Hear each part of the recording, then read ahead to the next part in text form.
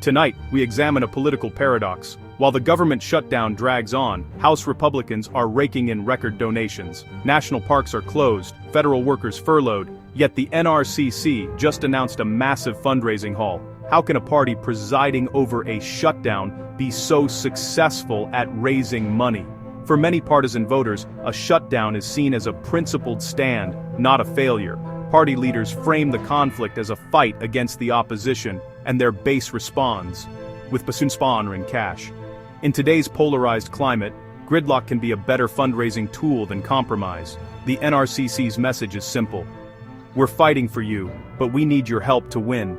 That call to action is working. Republican donors are giving at record rates, even as government agencies remain closed. It's a stark reminder. In politics, one side's crisis is another's opportunity.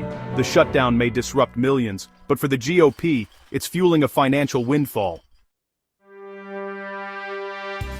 Let's look at the numbers. The NRCC raised nearly $24 million in the third quarter of 2025, with $13.95 million in September alone, a record for a non-election year. That's a 50% jump from September 2023, showing the party's message is energizing its base. As of now, the NRCC has nearly $46 million in cash on hand, ready for the 2026 midterms. Total fundraising for 2025 is approaching $93 million, giving Republicans a major head start. This financial edge lets them invest early in key districts and build campaign infrastructure. The NRCC has already outraised the DCCC in the second quarter, and the gap may be widening. For the party in power, this war chest is a crucial buffer against midterm losses. The GOP's fundraising machine is in high gear, turning political tension into campaign strength.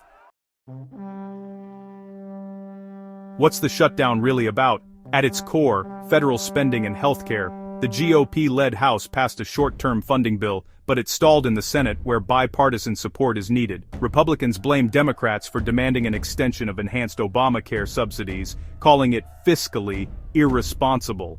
Democrats argue those subsidies are essential for affordable healthcare and won't pass a bill without them. Both sides are dug in. Republicans for fiscal discipline, Democrats for healthcare access. The result, a stalemate, with the government partially closed and services suspended. It's a classic Washington standoff, where ideology trumps compromise. Real-world consequences are mounting, but neither side is budging. Party leaders are seizing the moment to rally their bases and shape the narrative. NRCC Chairman Richard Hudson touts the fundraising surge as proof of unstoppable GOP momentum. The message: we're raising record resources to hold and grow our majority. This energizes activists and projects unity, shifting focus from the shutdown's negatives to political strength. Democrats counter by highlighting the shutdown's human cost and accusing Republicans of putting politics over people. They argue the GOP's fundraising is fueled by extremism and obstruction. Both sides are using the crisis to fire up supporters and fill their campaign coffers. The battle for public opinion and donations is in full swing. The GOP's cash advantage could shape the 2026 midterms. With $46 million on hand, Republicans can invest early in ads, voter outreach, and data operations. This helps protect incumbents and target vulnerable Democratic seats. Fundraising success shows how political conflict can mobilize a base and make compromise less appealing.